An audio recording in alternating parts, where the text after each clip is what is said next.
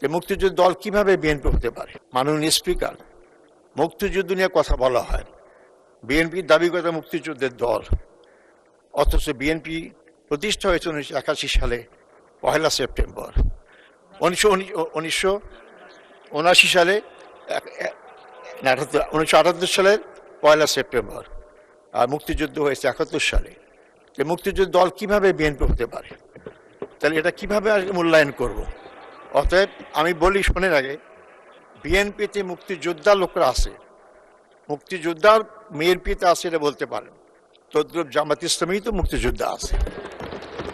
মাননীয় স্পিকার, এই জন্য আমাদেরকে সবাইকে মূল্যায়ন করতে হবে। আপনি একদিকে বলবেন ঐক্যের কথা বলবেন, আর ঐক্য বিনিষ্ট হতে হবে জাতীয় কথা সংসদেও বলবেন, আর পরবর্তী সময় আমাদেরকে নসিহত করবেন যে আপনি এমন কথা বলেন কি ঐক্য নষ্ট হবে। আমরা তো শহীদ জিয়া বেগম জিয়ার মুখে এই কথা শুনিনি, আপনাদেরকে অস্বীকার করবেন? নিজামী সাহেবরা আমরা যখন গ্রেপ্তার ছিলাম, আমাদের মুক্তির দাবি বেগম খালেদা জিয়া করেছিলেন। তাহলে কি আপনি বলবেন যে উনি মুক্তিযুদ্ধ বিরোধী শক্তিকে বা দলগুলা লোকগুলাকে মুক্তির আন্দোলন করেছিলেন? কারণ উনি ঐক্যের রাজনীতি চেয়েছেন। দেশকে গঠন করতে হলে বিভক্ত রাজনীতির মাধ্যমে কোনো দেশ কোনোভাবেই এগিয়ে যেতে পারে না, কিন্তু আপনাদের সুর সেটাই দেখতে পাচ্ছি। মাননীয় স্পিকার, প্রেসিডেন্ট ভাষণের পর ধন্যবাদ জানানোর জন্য আমাকে এই সুযোগ দেওয়া হয়েছে। আমি প্রেসিডেন্টকে ধন্যবাদ দেবো কিভাবে? এই প্রেসিডেন্টকে, তিনি আওয়ামী লীগের দোসর, 16 আওয়ামী লীগে যা করেছে সবটা তিনি নীরব সাক্ষী। আওয়ামী লীগকে আমরা ফেসিস্ট বলছি। আওয়ামী লীগ ফেসিস্ট হওয়ার সুযোগ কীভাবে পেল? আমাদের দেশের আইন আর ভারতের সরাসরি সহযোগিতায়। আজকে সে আওয়ামী লীগ ভারতীয় পালিয়ে গিয়েছে, কিন্তু সেই আওয়ামী লীগের তৈরি করা ফ্যাসিস্টের প্রেসিডেন্ট এবং সেই আওয়ামী লীগ যে ভারতীয় আধিপত্যের দোষক ছিল, সেই প্রেসিডেন্টকে আমি কিভাবে সমর্থন করতে পারি? বরং আমি উল্টা বলবো, আজকে নির্বাচনের মাধ্যমে যে গণতান্ত্রিক সরকার হয়েছে, যারা ফ্যাসিস্টের বিরুদ্ধে আন্দোলন করেছেন, জেল খেটেছেন, অনেকে গুম হয়েছে, ইলিয়াসের মতো লোক, তারা কিভাবে ভারতীয় আধিপত্যবাদের দোসর আওয়ামী লীগের শিকন্ডি প্রেসিডেন্টকে ধন্যবাদ জানাইতে পারে? তাহলে কি আমরা ধরে নেব যে আপনারা কোনো ব্যক্তি, কোনো দল অথবা কোনো শক্তিকে খুশি করতে চান? শুধু তাই নয়, আমি বলতে চাই অত্যন্ত বেদনার সাথে, বিএনপি একটি বড় রাজনৈতিক দল, তাদের মহিলা নেত্রীরা রাজপথে আন্দোলন করেছেন এবং তাদের অনেক ভূমিকা আছে, কিন্তু আশ্চর্য দেখলাম যে তাদের সংরক্ষিত নারী আসনে গোপালগঞ্জের কাশিয়ানী থানার বন ও পরিবেশ একজন সম্পাদক মহিলা আওয়ামী লীগের, তাকে আপনারা মনোনয়ন দিয়েছেন। কেন?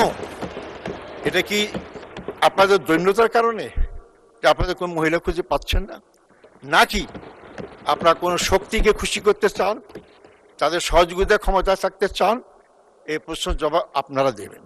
এই প্রশ্নগুলো জনগণের সামনে আসে, আপনারা খেয়াল রাখবেন। একটু আগে বললেন আমরা জান্নাতের টিকিট বিক্রি করি। অবশ্যই জান্নাত যেতে চাই, আমাদের আন্দোলন জান্নাত। আপনারা কি জান্নাত যেতে চান না? যদি জান্নাত যেতে চান তার টিকিট বিক্রি করে বলেন কেন? আর যদি টিকিট কেউ বিক্রি করে, তাহলে কি অন্যরা কেউ জাহান্নামের টিকিট বিক্রি করে? অতএব আপনারা এ সমস্ত কথা বলে বিভ্রান্ত করার চেষ্টা করেছেন। 2008 সালে 2টা আসন থেকে বাংলাদেশ জামাত ইসলামী 11 দল 77টা আসন পেয়েছে। এই সমস্ত বস্তা বস্তা কথা লোকেরা বিশ্বাস করে না। আমরা বলতে চাই, আপনারা ক্ষমতায় এসেছেন, কিন্তু আপনাদেরই ক্ষমতাসীন মন্ত্রী বলেছেন লন্ডনে তারেক জিয়ার সাথে যখন ইউনূসের সাক্ষাৎ হয়, তখনই নাকি ট্রফি দিয়েছেন। বাংলাদেশের জনগণের ভাগ্য সেখানেই নির্ধারিত হয়ে গেছে যে কে ক্ষমতা আসতেছে। অতএব কীভাবে আপনারা ক্ষমতায় এসেছেন আপনার বিবেকের কাছে প্রশ্ন করবেন। আপনারা জনগণের কাছে যা বুঝতে পারবেন। এটা আমার কথা নয়, এটা আমার কথা নয়। আমি একটা আমার কথা বলি নাই, পত্রিকাতে বলি নাই, এই সংসদে বসে আপনাদের মন্ত্রী বলেছেন, আর উপদেষ্টা রেজওয়ানা কি বলেছেন সব আপনারাই জানেন। তাই আপনারা যারা উপস্থিত আছেন, আমি আপনাদেরকে হেয় করার কথা বলছি না। একবার চিন্তা করেন, দেশপ্রেমিক বলি আমরা, গণতান্ত্রিক শক্তি বলি আমরা, কিন্তু আজকে আমাদের এমপিরা স্বাধীনভাবে চলতে পারছে না। আজকে আমাদের এমপি থেকে আক্রমণ করা হচ্ছে, অনেক জায়গায় কর্মীদেরকে আক্রমণ করা হচ্ছে। আমার এলাকা সরকারি কাজে সহযোগিতা করতে গিয়ে বিএনপির কর্মীদের দ্বারা কর্মী লাঞ্ছিত হয়েছে, এখন ভয় দেখানো হচ্ছে। এই জন্য অনেকে হাসতে হাসতে বলে এত কাঠ পাইলাম, এখন একটা নিরাপত্তা কার্ডের ব্যবস্থা করেন। মাননীয় স্পিকার, আজকে আমাদের জি আজ সময় আমার শেষ।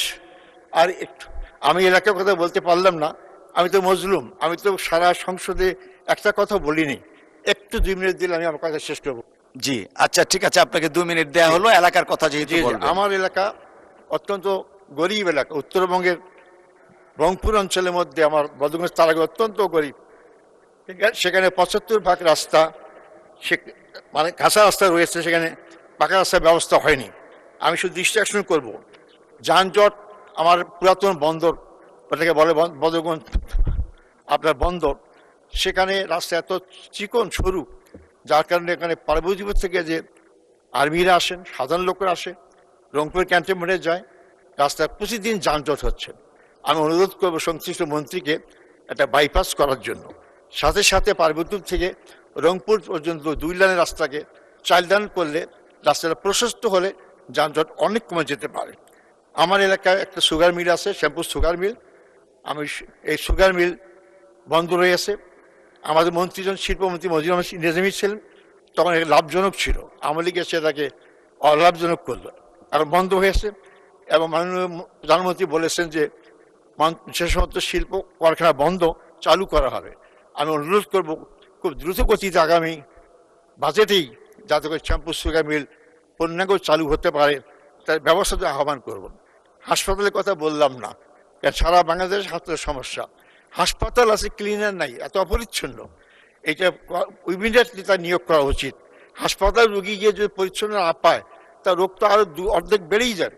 এই জন্য আপনারা চেষ্টা করবেন। তারাগঞ্জ হাসপাতাল 50 শয্যা উন্নীত করা হয়েছে, কিন্তু কোনো কার্যক্রম শুরু হয়নি।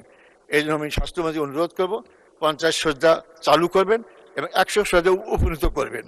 আমার এলাকায় সবচেয়ে মাদকের সমস্যা, সীমান্ত এলাকার বেশি কাছাকাছি, যেগুলো নষ্ট হয়ে যাচ্ছে, সেটা সারা দেশের সমস্যা। কোনো খেলার মাঠ নাই।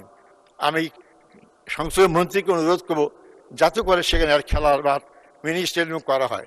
অনেক সমস্যা,